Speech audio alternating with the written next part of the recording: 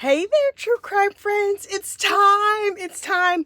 Lunchtime, true crime. Wait, true crime lunchtime? Lunchtime, true crime. I forget. Anyway, it's time to eat lunch, and we're about to talk about some true crime. Child, snapped. This show, the headaches that it gives me. This is the thing I cannot stand. When women, smart, beautiful, wise women fight over men, I'm always like, him?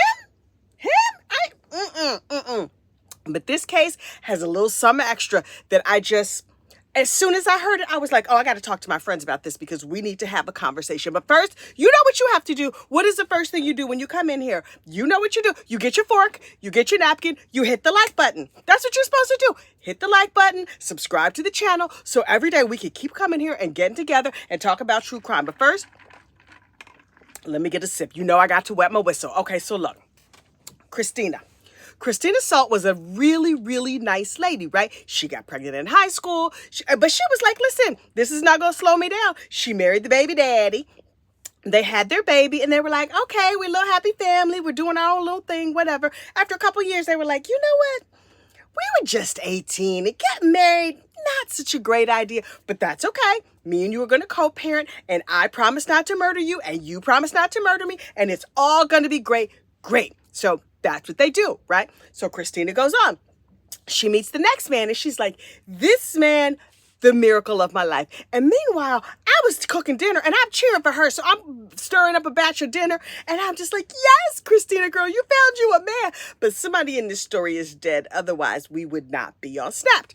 So I'm like, okay, they were together. She was a wonderful, wonderful stepmother because she had a child. Her husband had a kid, and then they had kids together. A blended family. Who doesn't love a blended family? Very like Brady Bunch-esque.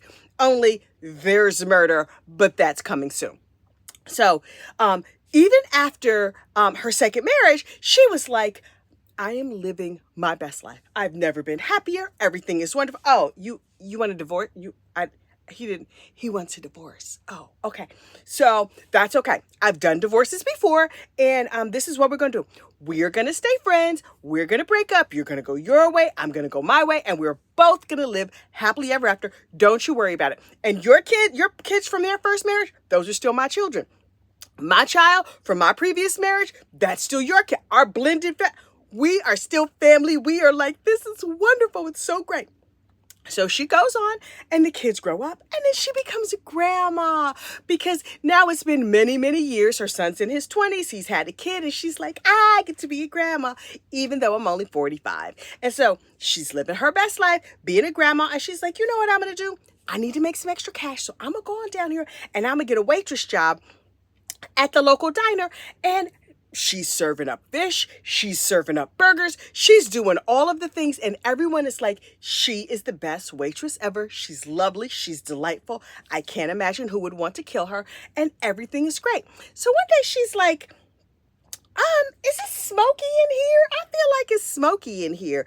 And she's like, oh, the house is on fire. Oh my goodness. So of course, like you do, her grandchild was staying with her. So she scoops up the baby, and she takes the baby, and she goes to the front door. She's like, oh, I'm not dressed to go outside, really. I was just in a t-shirt and panties. Listen, here, you take the baby, and I'm going to go change my clothes. So, pro tip, if the house is on fire, even if you're just in your drawers, go on and go. Just go on and go. But she went back to put on a more appropriate outfit. I don't know what is appropriate for a fire. Your hair is going to look a mess. Your breath probably smells like fire, but not like flames, but just like stink. But okay, whatever. Get out of the house and be stinky and alive. That is the moral of this story. Be stinky and alive, then dress well and dead. So everybody leaves the house. The grandbaby is out. The grown kids get out. Everybody gets out. Her long-term boyfriend, Fortuno, is not there, but she's not worried about it because, you know, Fortuno is like a little bit of an alley cat. Sometimes he's home. Sometimes he's not. He's all over the place. She's not worried about it, right? So she goes back in to get a new outfit, and she gets trapped in the house, and she burns to death while her adult children watch. That's horrible. I was like, wait, snapped? No, snapped? You're not supposed to put me into PTSD, so I'm going to need this story to cheer right on up.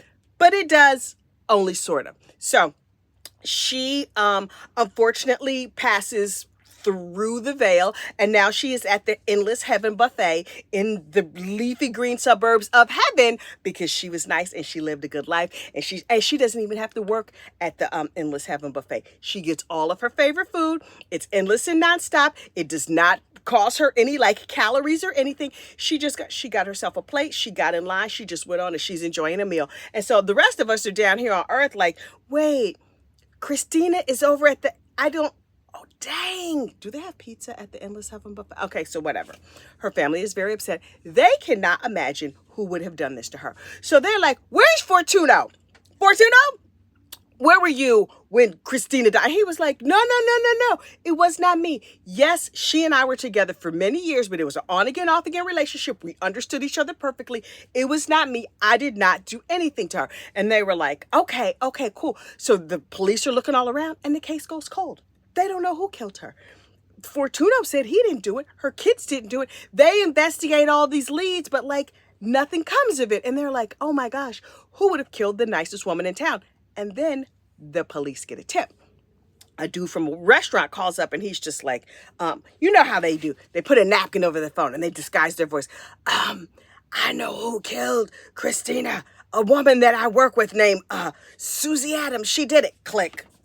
And so the cops are like, oh, well, let's just trace this call. Oh, that call came from a restaurant across town. So they go to the restaurant across town and they look around and they're like, who is suspicious looking? You, sir, can you come in for a minute? Come in. And so he walks up to the cops and he's like, yes, blinking real hard, looking real guilty.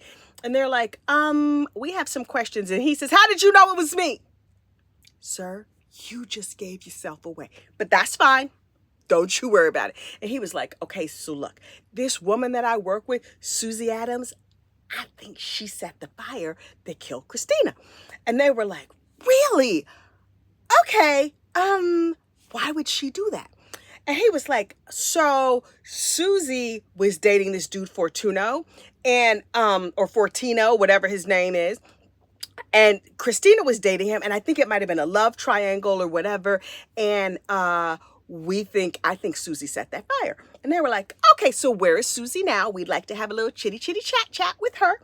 And, he's like, but listen, she's a little bit nuts and she says crazy things all the time. She said she set the lady's house on fire a couple of weeks ago and it didn't burn the house down. And so she set it on fire again recently. And so, I mean, maybe she made this recent fire, maybe she didn't. And they were like, okay, let us be the judge of that. We're going to have a chat with her. And then thank you so much for the hot tip. There is no reward, but thank you so much. And he was like, okay, I'm going to go back and finish washing the dishes because that's what I do at my job. I wash the dishes. So they call in Suzy and they're like, Suzy girl, what is happening? And she was just like, okay, you got me. I am not a criminal mastermind. I didn't mean to kill her though. It was an accident. And they were like, whoa. Start at the beginning and tell us what happened. And she was like, okay, Fortuno is the love of my life. Again, I say, him? Girl, he can't even commit to you. He's like, did you know that he was in a relationship with Christina? And Suzy was like, yeah. He's been with her for 16 years on and off. And he's been with me for 3 or 4 years on and off. And I felt like that he and I had like the more loving, strong relationship. And the cops are like, did you now? Okay, say more. And she's like, well, Christina and Fortino broke up. And he came to live with me. And while he was living with me, I got pregnant. And I was like, oh, well, that is an unexpected twist. And they were like, okay, so you guys have a baby together? She's like, oh, no. I had the baby and then I immediately gave it up for adoption because I don't like babies. I just like him. And so, so me and him were together and we were laying in bed together that night. And I couldn't take it. I knew that this woman has been torturing me and she's calling me and she keeps giving me the stink eye. And so I went to her house and I set it on fire. But I set it on fire a couple of weeks ago and she escaped. So I thought this time I'm going to throw fire on the front door and fire on the back door. And then maybe she'll really get the message that she should leave Fortuna.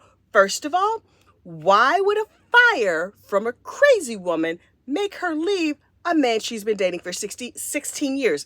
Let me be abundantly clear. He's not worth any of this effort. Not even close, not even a little bit. But that aside, why would arson make her leave this no good man that she been with for 16 years? Unclear. I still have no idea. So they were like, okay, Susie, so listen, we got a couple questions for you.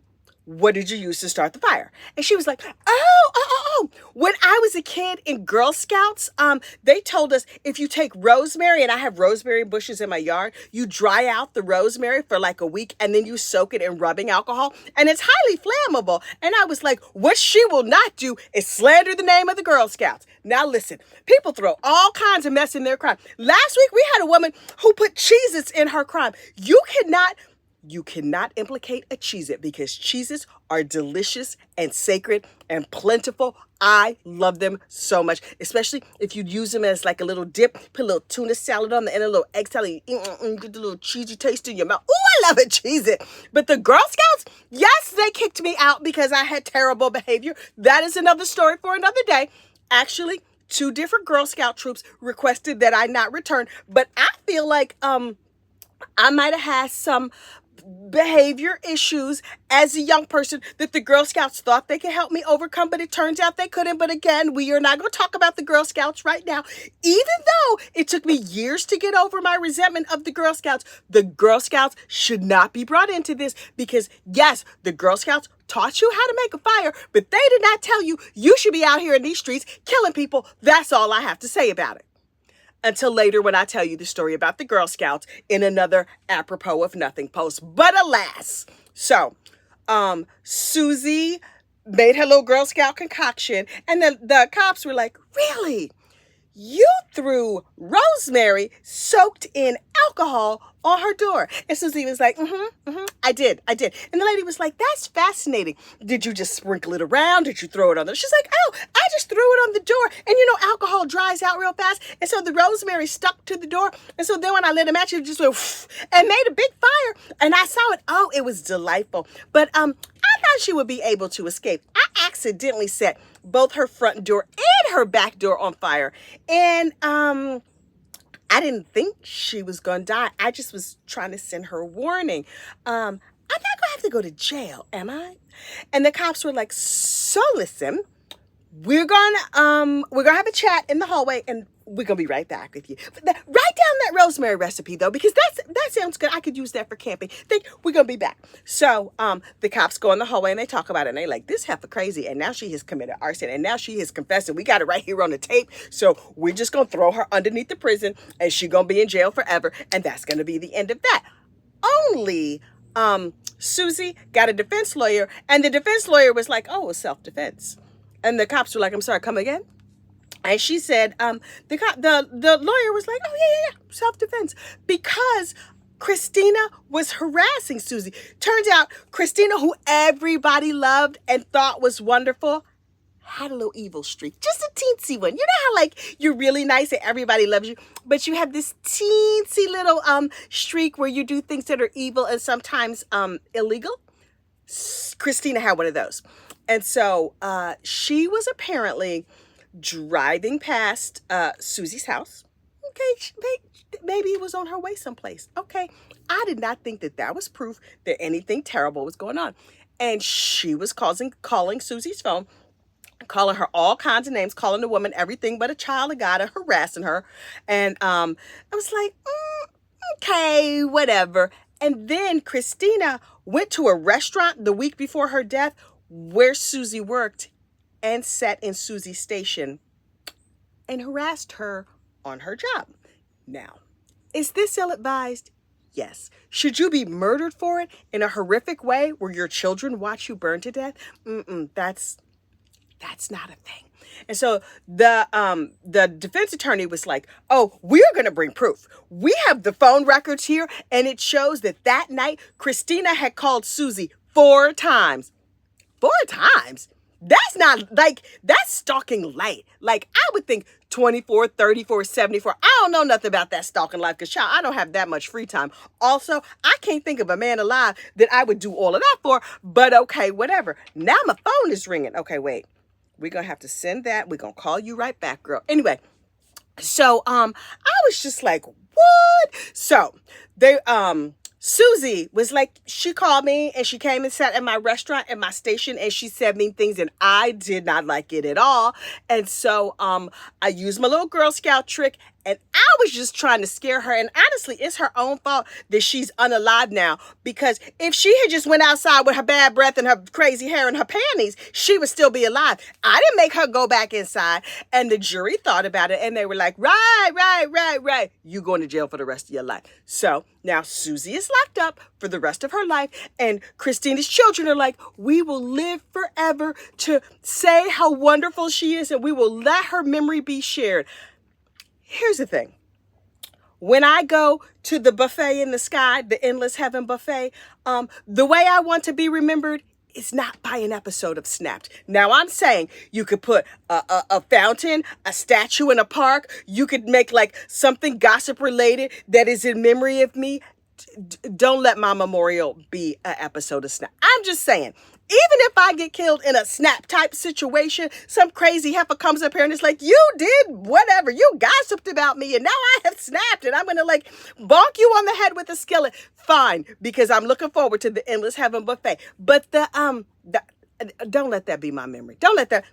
Talk about how charming and delightful I was. Talk about how early I got up in the morning or how much I love my dogs. How much joy and aggravation I bring to my family through cooking and through yelling at my iPhone all the time up here in the attic. I'm just saying, let there be a better memorial than an episode of Snapped. Okay. Also, Girl Scouts, you were not involved in this one. We know that your name was slandered, but we know you were not like this. Bottom line, him?